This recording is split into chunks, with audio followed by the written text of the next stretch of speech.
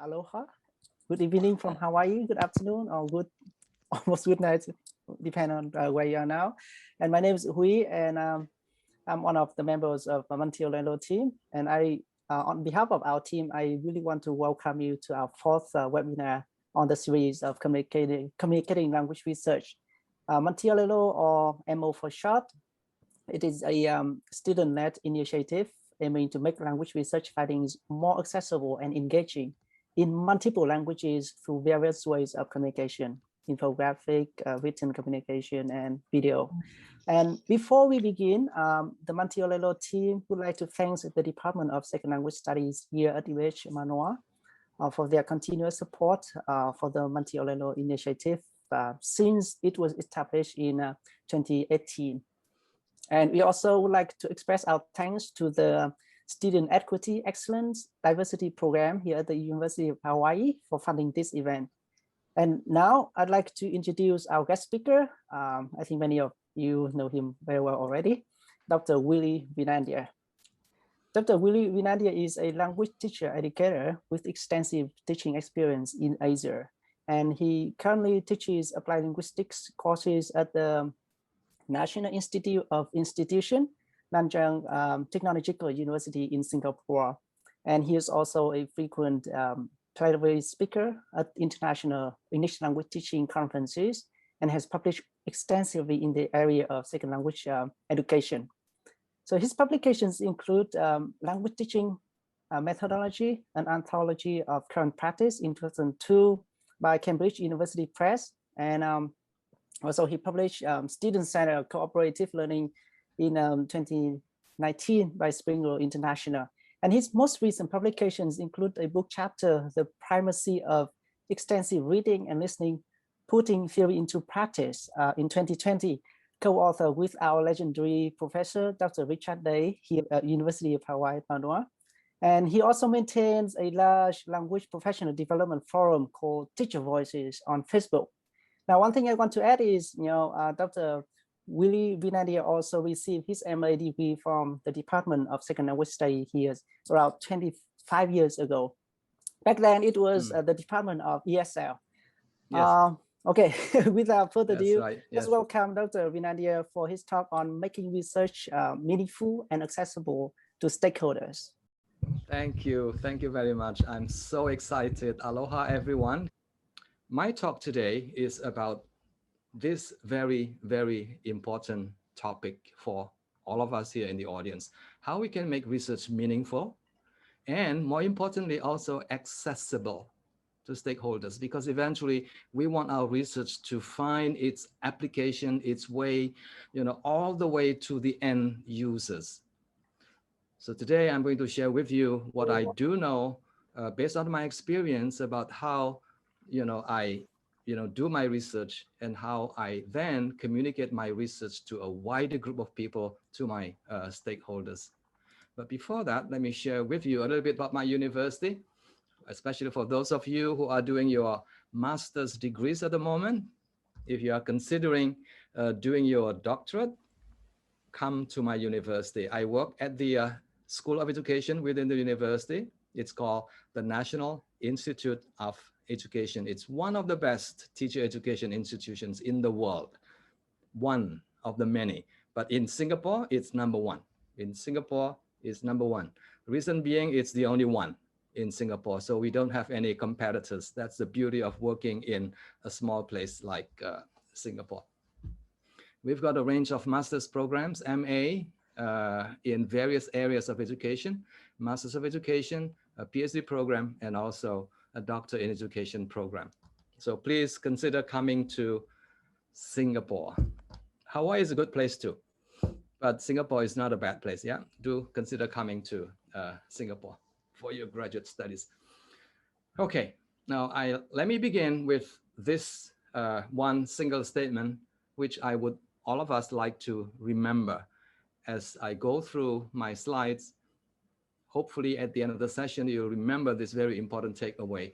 Everyone, you and me in the audience, has a role to play in advancing research and in making it relevant for our stakeholders. Yeah. And who are your stakeholders? Maybe different from mine, but my stakeholders include students, teachers, researchers, curriculum developers, and more importantly, also the people working at the Ministry of Education. These are people who deal with policy decisions, who introduce new policies in schools and things like that.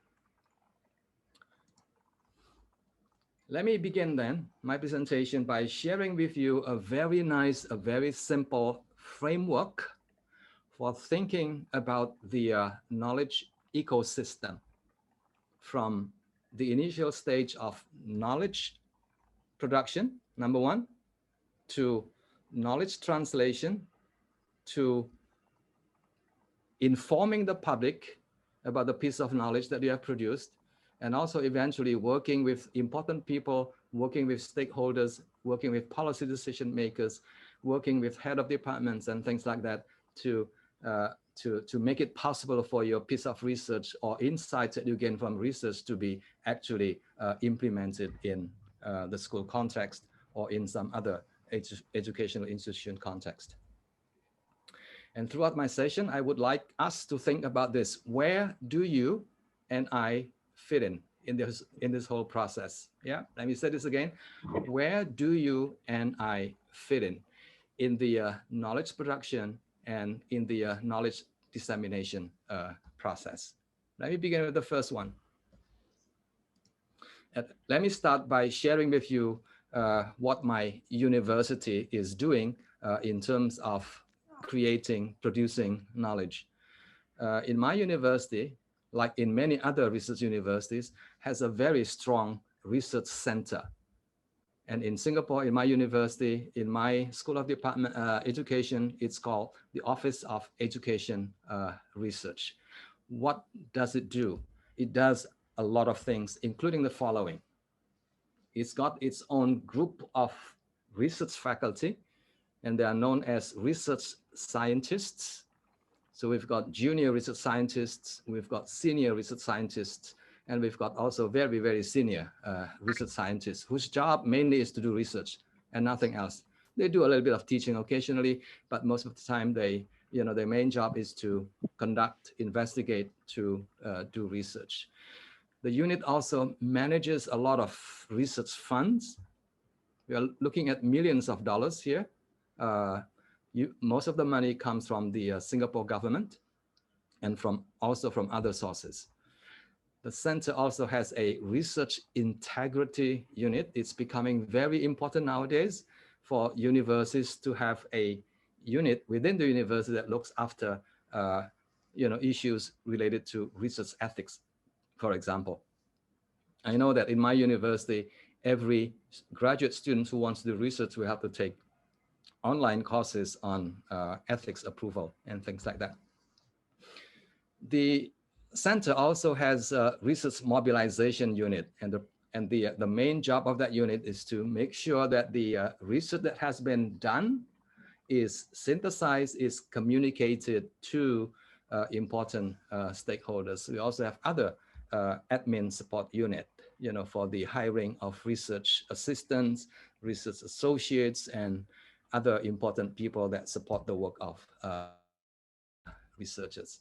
Okay, what do faculty members or researchers or professors do in my university? Depending on the position of the professors, depending on what track they are in, whether they are on a research track or whether they are on a teaching track. Chances are, if you're talking to people on the research track, they are more likely to be doing what has been called disciplinary type of research, very content specific, very academic specific type of research, and the purpose of which is to actually expand the border or the frontier of knowledge. On the other hand, there are also people like me who are doing a lot more of the applied type of research, pedagogical type of research, and conceptual type of research. Yeah. What is important for us to remember is this: these knowledge producers are equally important in the whole scheme of knowledge ecosystem. They play different roles, but they play equally important roles in knowledge production and also knowledge dissemination. Let me just give you two examples of the kind of research that we do in my university, in particular, people in TESOL or second language education. Now, here is an example of what I would call disciplinary type of research. The title of the paper that was published in a journal is called A Cognitive Perspective on Language Learners' Listening Comprehension Problems. And that is the author, Professor Kristen Go. It was published in a very good journal, in a Q1 journal, with very good impact factor as well. And if you look at the number of citations, this is fairly typical of a good piece of research paper that was published in a top tier research journal, about 1,000 plus now. Yeah. On the right-hand side, you've got people like me who publish conceptual papers.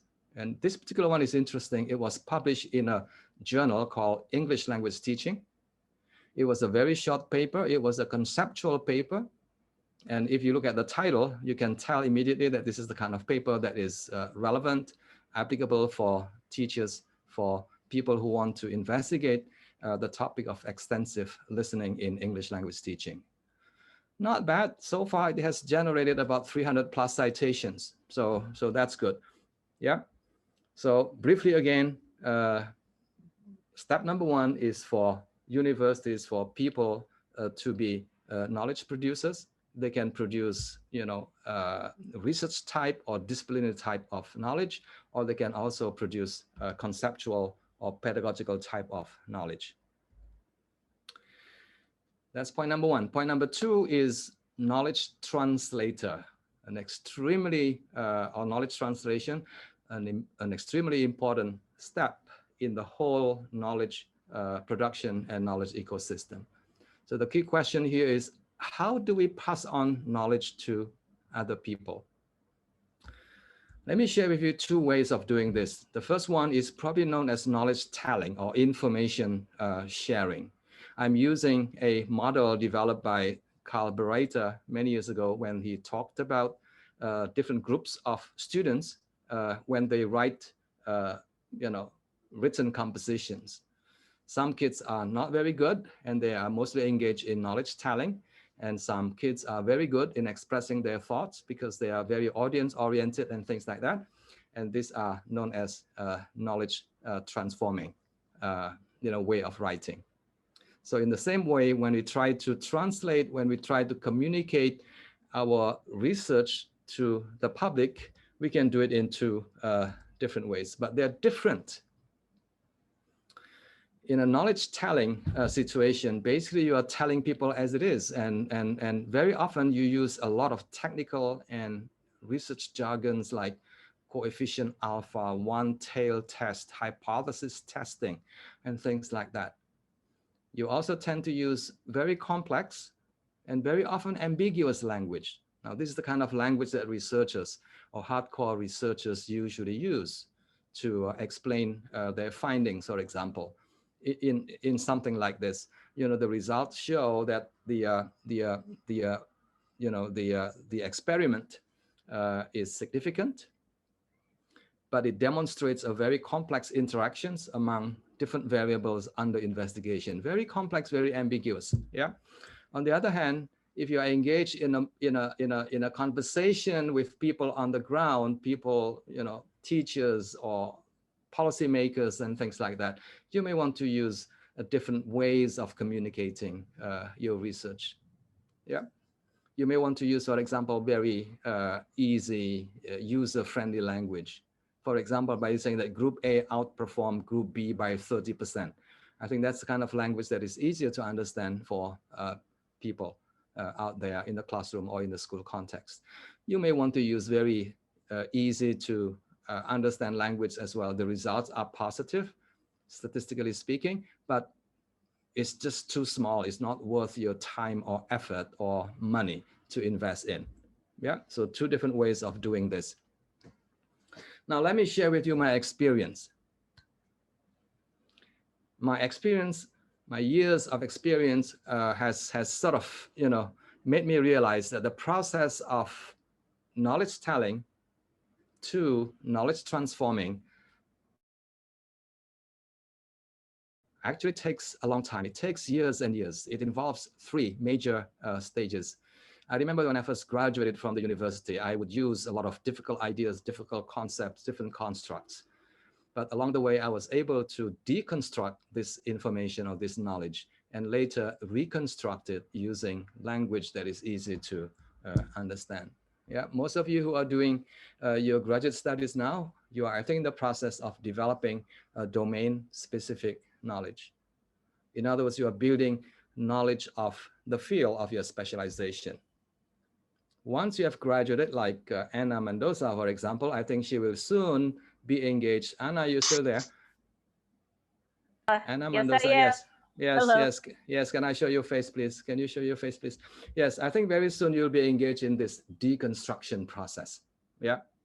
5 years down the road, 10 years down the road, you'll be trying to find applications of what you have learned at the University of Hawaii. And you will try to personalize things a little bit so that ideas that you learn from your professors become something that is more you rather than something that you have heard from other people. And along the way, you will find yourself specializing in one or two areas of research.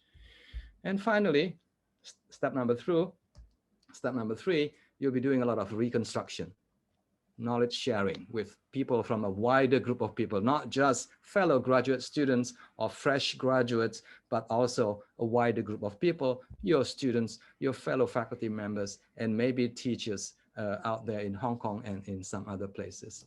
Yeah. So this process is extremely important, but it takes time. For me, it has taken more than 10 years to be able to actually develop a specific area of specialization and being able to communicate, to talk to people from different groups of, layers in our society.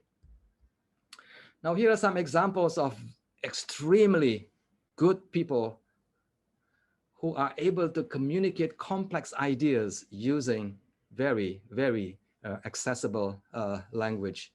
You've got the legendary Professor Richard Day. His book, Extensive Reading in the Second Language, for example, is written in a style that is really, really easy to understand and to comprehend. And that book actually has rekindled a huge research interest in extensive reading all over the world. Yeah, another person I want to mention is Jack Richards. He's extremely good at translating ideas, at synthesizing ideas, and then rewritten these ideas in books, in book chapters, in journal articles and things like that. For me, the past 5 years, I've been doing this. I've been trying to translate ideas that I've learned from the professional literature, from the academic literature, into something that is more portable, something that is more accessible. And I've done this for the past few years. And what I'm doing now is I make these books or these ebooks accessible and also freely available for people to view and also for people to download. Yeah, I'll show you the website later on so that you can visit and download some of the books there. I'm done with two. The first one is knowledge production. The second one is knowledge translation, two very important stages in the knowledge ecosystem. The third one, equally important, is knowledge spreading or informing your knowledge to a wider group of people. This is where you need to reach out to the public, to reach out to the communities out there. The purpose of this is for you to create awareness to the public that, hey, you've got something that is worth sharing, something that you want to share to people out there in the community. How do you do that? Let me share with you 4 ways of doing this. Number 1 is through publications. Number 2 is through conferencing. Number 3, through media outreach. And finally, through direct contact with people that you know, your friends, your contact, your former professors and things like that. Let me begin with the first one, journal. This is probably the most obvious outlet for you to communicate your ideas to people in the same area as you. But look, different types of journals out there. Yeah. You may be sending or you may be publishing your papers in research-oriented journals, high impact research journal for greater citability, because citation is important in your job, for example. And because of that, you may want to publish your work in a big journal like System, TESOL Quarterly, Language Learning, and other similar journals. My advice to you, though, is for you to also consider publishing in the more practice-oriented journals. So journals like Modern English Teacher, it has a wide readership. English Language Teaching, the ELT journal published by Oxford University Press, for example, that one also has a wide readership, international readership. In other words, you may want to publish in both research and teaching journals, both for citability and also for visibility. Let me share with you a small paper that I've written, essentially giving people advice about how they can make their publications, their research more visible and more citable. And this ebook is free for you to download if you are still with me until I get to the end of my session today. Yeah. People, be very careful. Yes, there are many different journals out there, and many of them are known as predatory journals. These are really, really bad journals. You know, never publish your papers in these journals. If you work in some universities, research universities in the US or in Singapore, for example, you may run the risk of losing your job if you publish your papers in these bad journals. So remember the thing to check and think again and check again before you send your manuscript to journals of your choice. I've had junior faculty members who mistakenly published his paper in a bad journal when he was doing his graduate studies in some place in the world. Yeah. But the important thing is he was aware of that subsequently, and now he becomes very careful before he sends his papers for publications in a journal. How do we know whether a journal is predatory, bad journal or not? Just use my 3 rules of thumb. 3. Number 1, publish with mainstream publishers. I think if you've been around for some years, I think you know that these are some of the mainstream publishers in our field. They are credible, they are reputable. Cambridge University Press, Routledge, for example, Wiley, Multilingual Matters, and things like that. These are reputable publishers. So you'll be safe if you publish in these journals. Number 2, publish in journals managed by professional associations in our field. Remember, the keyword is in our field. Well, in the case of ELT, TESOL, I think you are familiar with TESOL Association, and in Asia, one of the biggest professional associations is Asia TEFL. So it's safe if you publish with those journals. And number 3, there are journals out there published by credible educational institutions. For example, the University of Hawaii. It manages a journal in the area of second language reading called Reading in a Foreign Language. The editor is Professor Richard Day. So you can be sure that this is the kind of journals that you want to send your manuscripts to. Yeah, so 3 rules of thumb to remember. Another way of communicating your research is through conferencing. Again, the same thing, there are pedagogical conferences and there are academic conferences.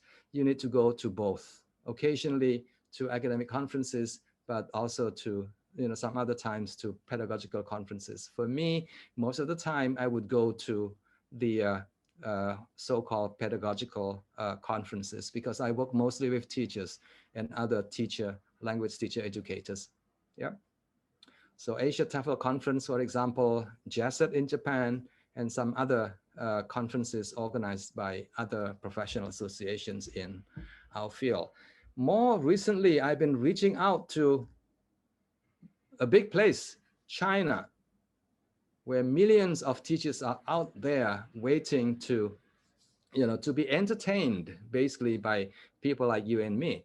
So last year I did quite a bit of webinars for universities in China, and you'll be surprised at how many or the number of people who came to these conferences or to these webinars.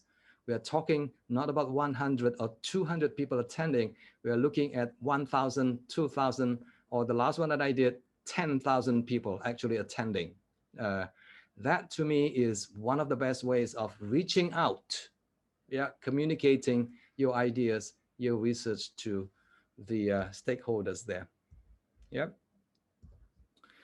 Media outreach. This is another great way of communicating, of informing the public about your insights, your research ideas, your research findings. As for me, I've been using Facebook groups. I've also put my research papers and publications in online repositories like academia.edu, ResearchGate, and more recently in my own website. It's Willy's ELT Corner. These are some examples of my Facebook groups. It has a very, very wide reach with members in the thousands and members coming from all over the world. So that is one way of reaching out to the public or communicating your ideas to the general public. Finally, direct communication. Now, this is rather an unorthodox way of communicating your research to other people, but it's becoming more popular these days. Direct communication basically is you tell people, you systematically and intentionally send your research, your papers to people that you know. So you can reach out to your circle of friends. You can offer free talks, free workshops, staff seminars. You can communicate to stakeholders, deans and HODs, very important people, because these are the kind of people who are likely to make use of the ideas that you send to them. So send your papers to these people. Don't forget to send your papers to top scholars in the field, because these are the kind of people who are likely to be interested in more recent research done by the more emerging or junior researchers. I've done all these three. Now the question that we have, or that people might have, is direct communication, reaching out to people, sending your papers to people via emails, for example. Is this okay, or is this not okay? Anna, are you still there? Have you done this before, Anna? Anna Mendoza. Anna, are you still there? Yes. Yes. Have you done this before? Is it okay? Is it not okay? Are you, do you have reservations about this? I think it has to do with your reasons for, like, I wouldn't just send one of my papers to a scholar and be like, hey, read this. Like, I would ask myself what they'd want to do with it, right? Yes, you have to tell them. Very good. Yes, you have to explain, this is the kind of paper that you might need, to help your graduate students who are doing research in this area. I think that's a very good idea. But the key thing is this: many researchers, many academics, people like you and me, they don't feel comfortable communicating their ideas directly to people. It was me 10 years ago, but me now, I will send my papers to everyone under the sun.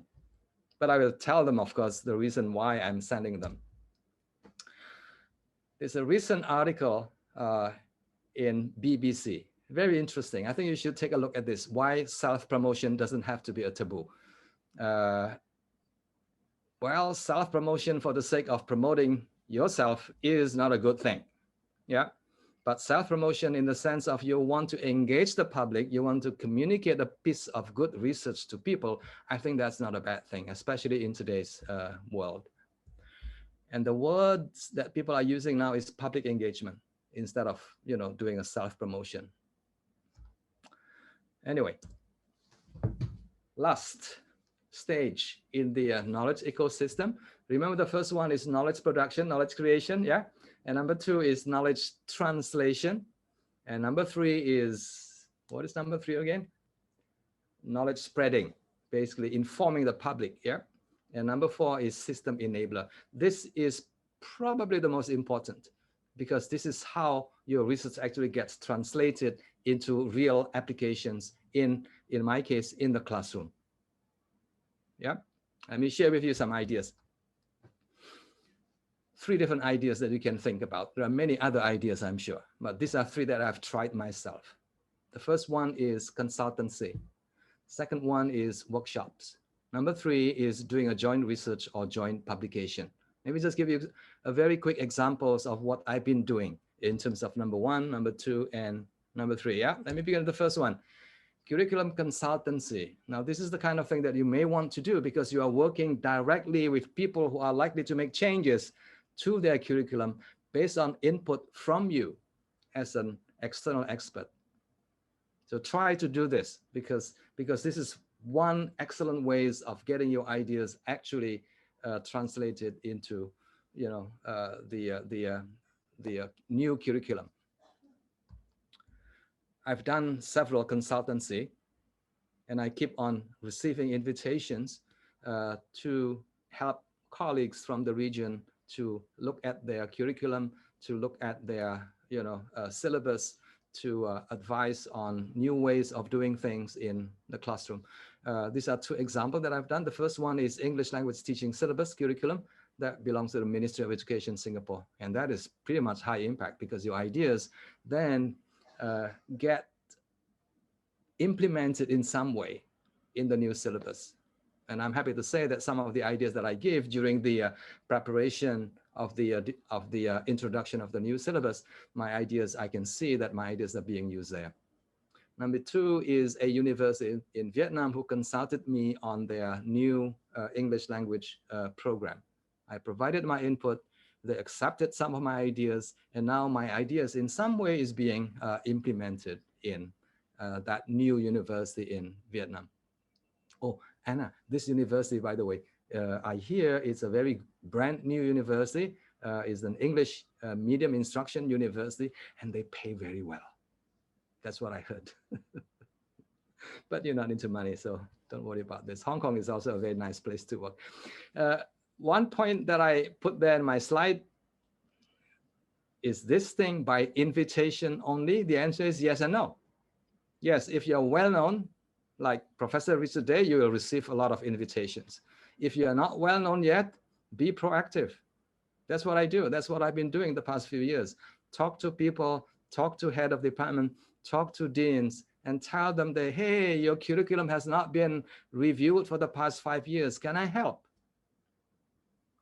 They're likely to say yes. If you add an additional piece of information, say something like it's free. It's a free service from me to you. I think they will welcome your help, your assistance. Workshop is another way of doing this, yeah? And I've done this a lot. And here are some 1 or 2 examples. The first one is a 2-week-long multi-city workshop in Indonesia. The image is wrong. That is supposed to be Indonesia. So together with my buddies at the Extensive Reading Foundation based in Japan, we travel to a number of cities in Indonesia, visiting a number of universities and giving free workshops basically. And at the end of the 2-week period, we had seen about 1,000 teachers, being fully informed about what extensive reading is and why extensive reading is something that they need to include in their English language teaching program. The other one here, so to me, this is an example of a high impact workshop. Another example of a high impact workshop is one that I did at Chulalongkorn University. This was last year. Very, very interesting. Again, I gave a free workshop to teachers and to also important people working in the English language teaching unit of that university. The workshop was then followed by several power lunches. Power lunches means you do a lot of lobbying, you do a lot of subsequent talking to important people who make decisions in that university. My effort paid off actually. The university decided to adopt extensive reading. And starting this year, 5,000 first-year students are now enrolled in their extensive reading program, and they're using this digital library called X Reading. 5,000 students are doing it now. That to me is impact. That to me is one excellent way of reaching out to important people, to stakeholders that you want to engage. Joint research, finally, that's another thing that I've been doing. Yeah. So the past few years, I've been trying to work with emerging scholars on topic areas, research areas that I have a lot of expertise in. The reason is for buy-in, basically. I want more people to learn and to know more about the kind of research that I'm doing. And also writing with top scholars for higher impact and higher possibility. Like writing with Richard Day, writing with Stephen Kristen, and things like that. Ladies and gentlemen, finally, let me summarize again my presentation this evening. Remember this, we all have a role to play in making research more meaningful and accessible to our stakeholders. We should not just be doing number one. If you just produce knowledge, produce research, on a daily basis, yes, you'll get promoted, you'll get to, be appointed full professors eventually, but I think you may be missing something, because eventually you want your work to be communicated, to be translated, to be implemented in important ways in the world out there. Some references for you. All these references, the first two are freely available in my website. The third one is not free, just published this year, Professionalizing Your English Language Teaching, edited by Kristen, and the other one is somebody from Hawaii, Anderson. Professor, what's the first name? I can't remember. Anderson, a reading specialist, yeah. And this is my website. It's called Willy's ELT Corner, where learning never ends. Ladies and gentlemen, thank you very much for listening. I'm happy to answer any questions that you might have about research production, about research translation, and about research dissemination.